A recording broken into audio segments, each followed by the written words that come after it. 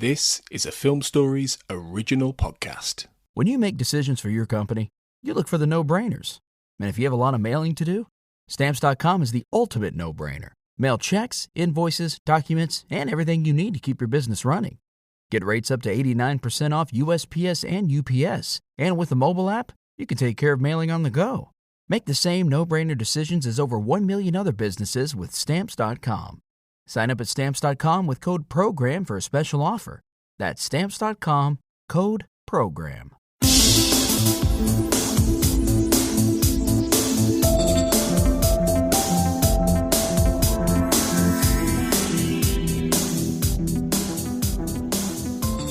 Welcome back, everybody, to the X-Cast. The truth is in here. I'm your host today, Carl Sweeney. And today we continue our coverage of Season 11, Episode 2, This. And with me today, as she has been for the last few days, is Clara Cook. Hi, Clara. Hi, Carl. Are you ready to discuss Mr. Glen Morgan, Clara? I am indeed. Okay, so Glen Morgan's last outing, Clara, was Home Again. You know, he wrote and directed that episode. That was an episode that I liked, kind of had a mixed to positive reaction overall. It kind of melded these two storylines together, and not everybody thought it was a good fit. But what did you think of Home Again, if you can cast your mind back? I didn't mind it so much. It's not one of my worst episodes, if you see what I'm saying. It's not one of the ones that I probably don't like. I have watched it about 2 times since I watched it. I mean, I watched it about 3 times. So I watched it the first time and then watched it twice again after that. So it is something that I would rewatch. I agree with some people with the fact that the two storylines are sort of haphazardly meshed together, but I think separately the two storylines are quite good. So yeah, it doesn't necessarily like I don't find it as offensive as like something like Babylon, for instance. What I would say is that's interesting in Home Again, as also exists in Home, and also exists in this episode, is the use of music, and especially in the case of Home and this episode where the assassins are driving. In this episode, this episode, the assassins or killers are driving to Mulder's house while music plays, and that reminded me very much of the Peacock brothers driving to the sheriff's house in Home, and it also reminded me very much of the trash man going to like kill somebody while the music was playing. And that seems like be like a motif that Glen Morgan uses again and again. Indeed, yeah. And another example there is the use of the Partridge Family song in Never Again, which was another episode he wrote, co-wrote with James Wong. So yeah, it's definitely something he does again and again. It's where you've got the music used as kind of a counterpoint to the on-screen action.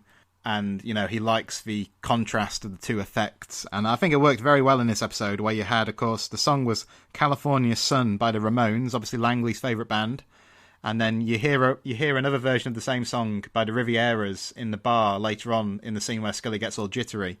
But yeah, that was a great way to start the episode, I thought. And, you know, Glen Morgan's talked in interviews recently about this episode, and, you know, he's got to be an action director, really, to pull this episode off. And he was kind of a bit nervous going into it, I believe. And he said that they've got a new director of photography who made them all look good.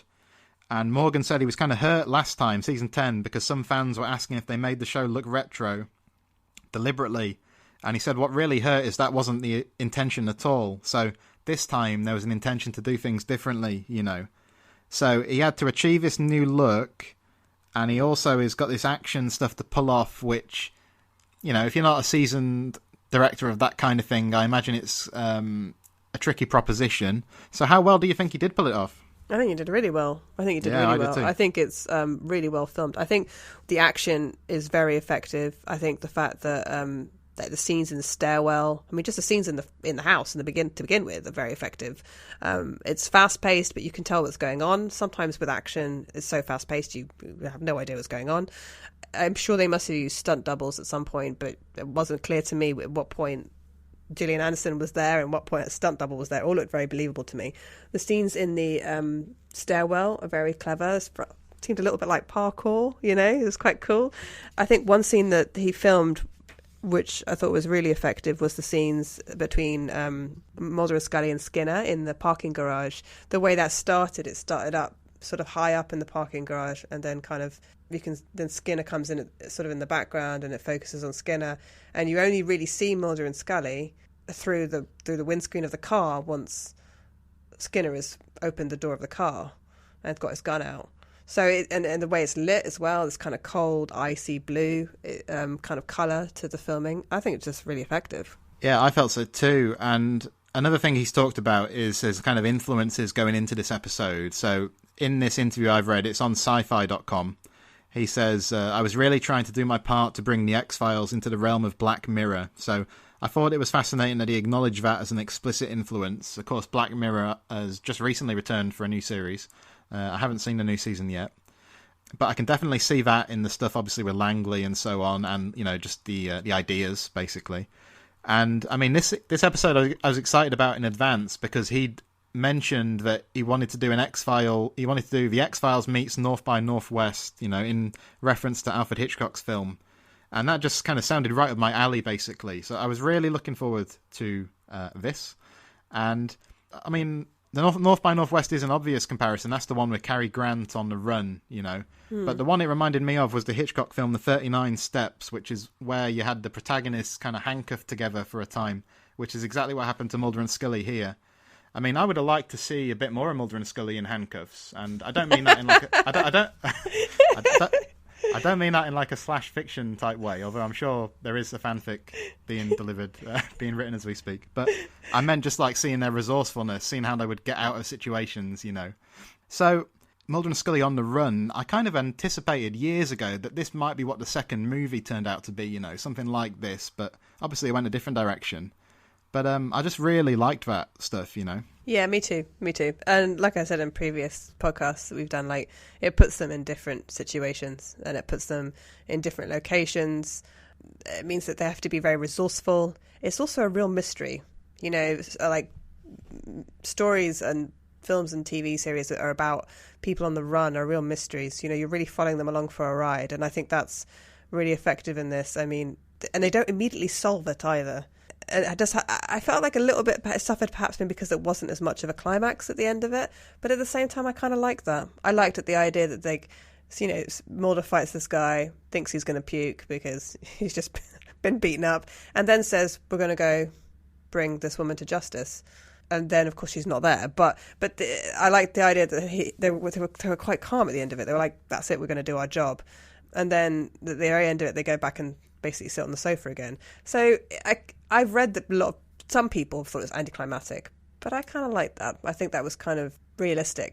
I didn't have a problem with the climax. I felt that some of the season 10 episodes climaxed quite abruptly, but I didn't feel that was the case here. So in that regard, I really enjoyed it.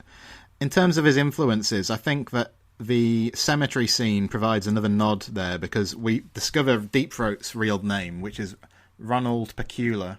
And Ronald we knew about because that's actually mentioned in Musings of a Cigarette Smoking Man back in season 4. But the surname Pecula is a reference to the film director Alan J. Pecula, who directed All the President's Men, The Parallax View, Clute, and all these like 1970s conspiracy thrillers that were such a formative influence on the X-Files. So I just thought that was a nice tip of the hat. Yeah, there is also isn't there? Aren't all the other names on the headstones actually mean something? Like, I think isn't one of them named after Gillian Anderson's daughter, and then there's another one which is named after a visual arts director that Glen Morgan has worked with in other shows and stuff. So I think all the headstones that the camera pans across and you see all the names, they're all actually references to real people who are somehow involved with the X-Files, or with Glen Morgan. Yeah, that's really nice, isn't it? I mean, I can imagine that if you're making a series, that's just kind of irresistible to do stuff like that.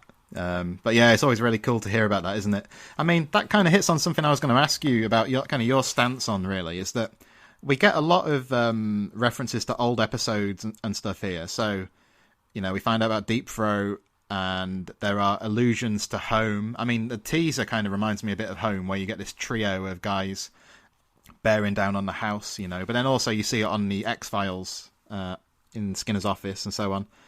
There are other episodes. Kill Switch is kind of evoked, and there's a reference to the Marburg virus, which is actually a nod to Millennium.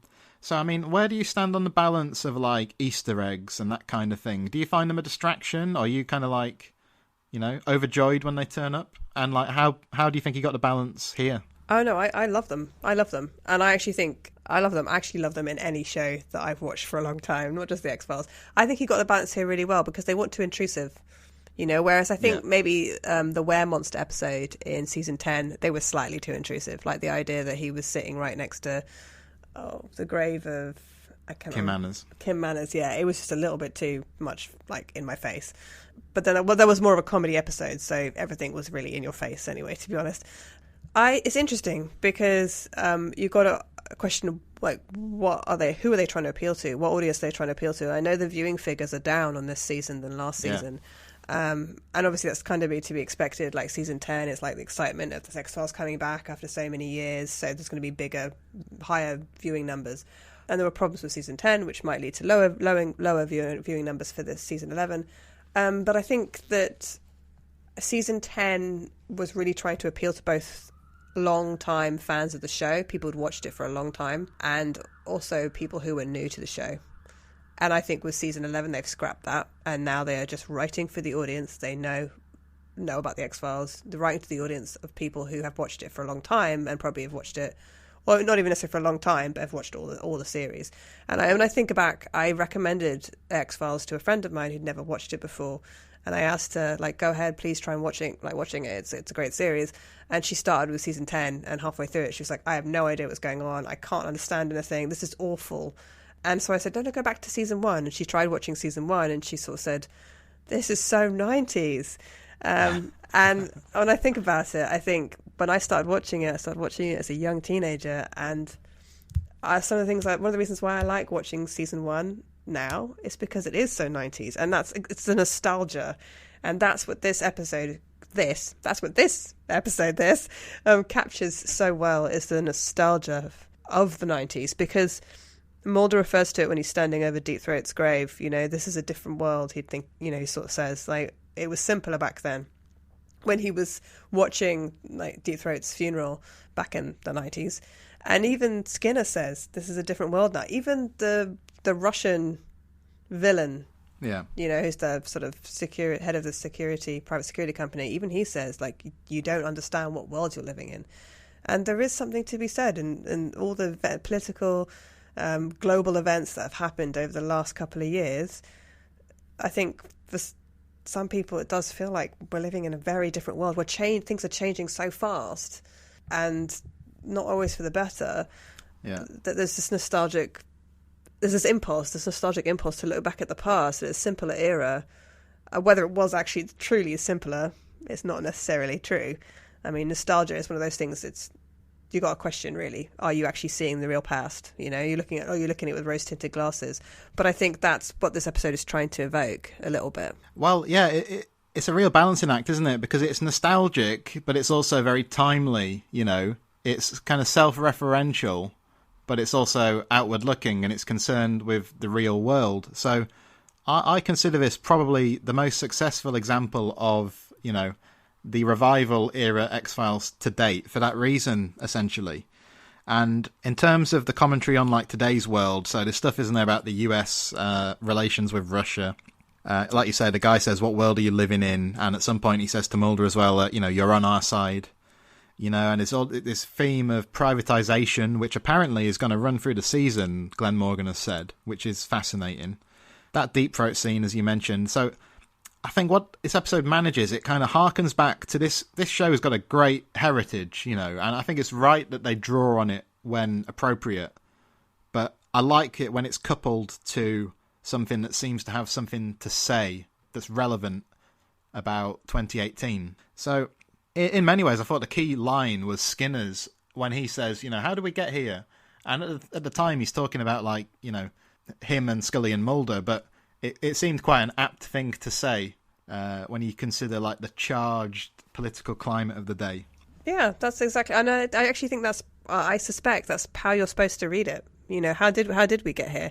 You know, how did we get into a situation where our own FBI agents are being targeted by, I mean, in the show, I don't mean in real life, or actually you could say in real life, our own FBI agents are being targeted by their own government, in the sense that, you know, the government's hired some outside force to come and run things, and to, like he says in the beginning, I think he says something like they're They're not supposed to target or arrest other intelligence agents, but sometimes they do, or apparently now they are.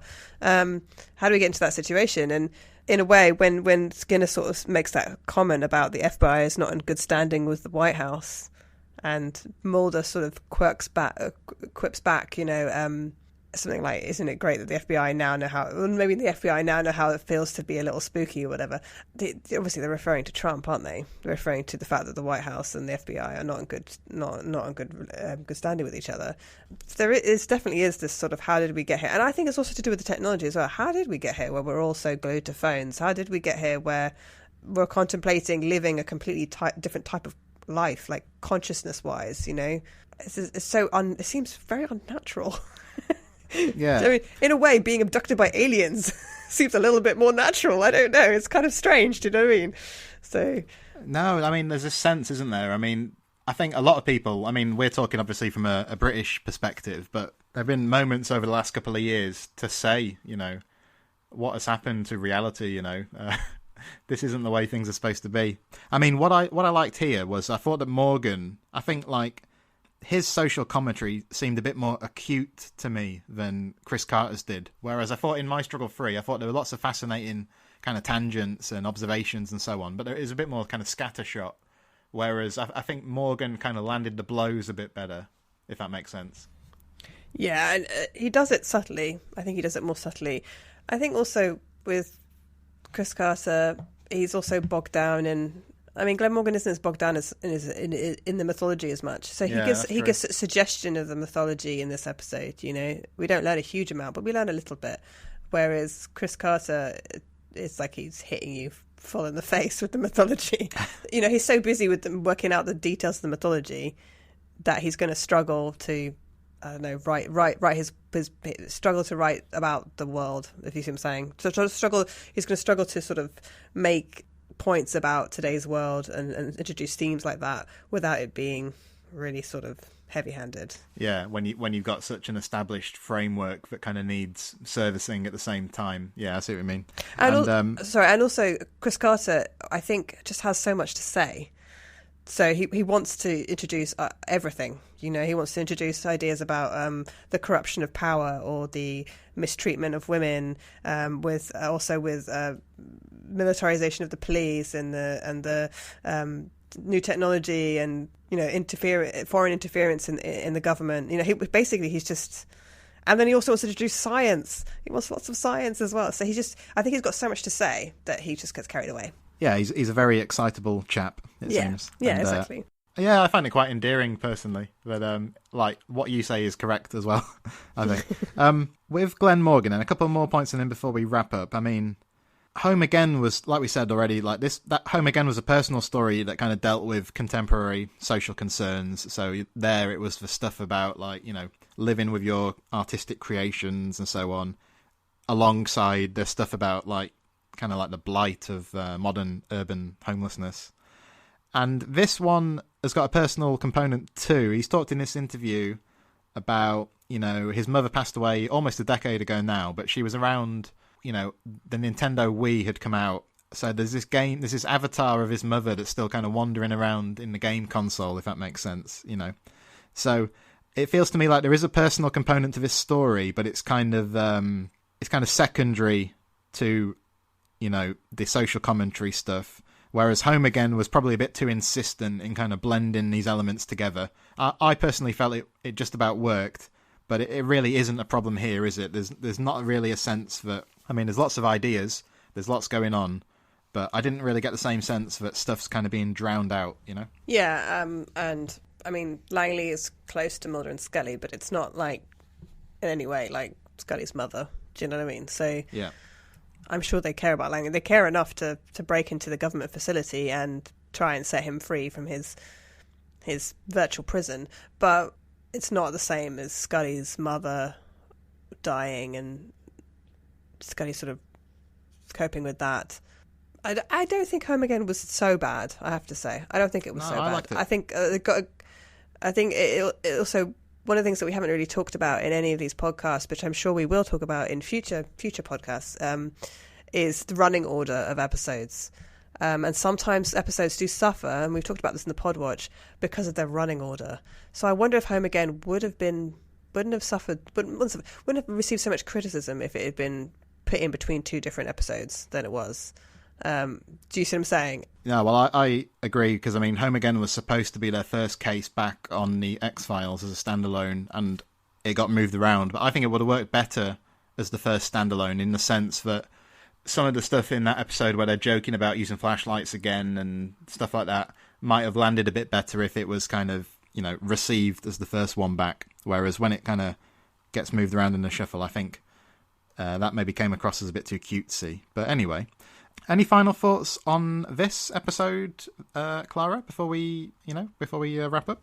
I think that the only thing that I was a bit confused about was the idea that Mulder wouldn't necessarily know about these different private security companies being involved with the government. When Skinner was explaining that to them, and I understand why Skinner has to explain it to them, because somebody in the series has to explain it to the audience, otherwise we don't know what's going on. But I felt a little bit like it seemed surprising to me that he was telling Mulder something that he didn't know about, because Mulder, I always thought even if Mulder wasn't on the X-Files, he would be, on the dark web or the dark net or whatever it is, and he would be scanning for conspiracy theories. So the idea that he didn't realise that there was Russian involvement, like in the FBI, or Russian involvement in the US government, that struck me as a bit of a surprise. Yeah, now that you come to mention it, he did seem a bit out of the loop in that sense. I'm gonna allow it. I'm gonna let Glen Morgan get away with that, I think. I'll just sum up. I think I thought there were some great, just off-kilter moments in this episode. It kind of helped instill this feeling of unease, and we've talked about some of them in the past few days. Skinner saying surrender. How jittery Scully was in the bar when the guy serves them their beer. The kind of shock when Langley says, "I'm begging you, destroy it." And I thought all those things were really well judged, and because they were so effective, it meant that the goofy stuff could kind of happily coexist, and it didn't overwhelm this episode. So I'm really pleased that we got this episode, and I'm really pleased that we got all those great comic moments. But they were in service of a storyline. I just thought there was a lot to enjoy here. Lots of really good stuff. And yeah, as I've already said, I think I'm not sure if it was today or another day, but this for me is the best episode of the revival so far. And if we get stuff that kind of tops this later on, it's going to be pretty good, I think. Yeah, I agree with that, definitely. Yeah. Crossing our fingers, hopefully. Let's hope so. All right, well, the next episode of the series is +1. But I think the next podcast you're going to hear, is we're going to be taking a look at the upcoming Deep State game for mobile phones. So it's quite interesting, actually, coming off the back of this, which kind of, kind of some weird commentary on mobile phones. But, we've got this game coming up, so you're going to need to forget about that. All right. So thanks, Clara, for all your company over the last few days. I really enjoyed talking to you, as ever. Thank you. Yes, it's been really fun. Where can people find you online, Clara, just before we finish? So you can find me on Twitter at ClaraJeanMC. So if you're interested in chatting about the X-Files, come over and send me a tweet. Good stuff. And you can find the Xcast on Twitter too, at the X_cast. And you can find us on Facebook as well. There's a page there, and there's a Facebook group. And if we haven't already, we'll soon be putting the call out for, feedback about this. So please respond to us there, and we'll be doing another mailbag episode very soon. But until next time, trust no one.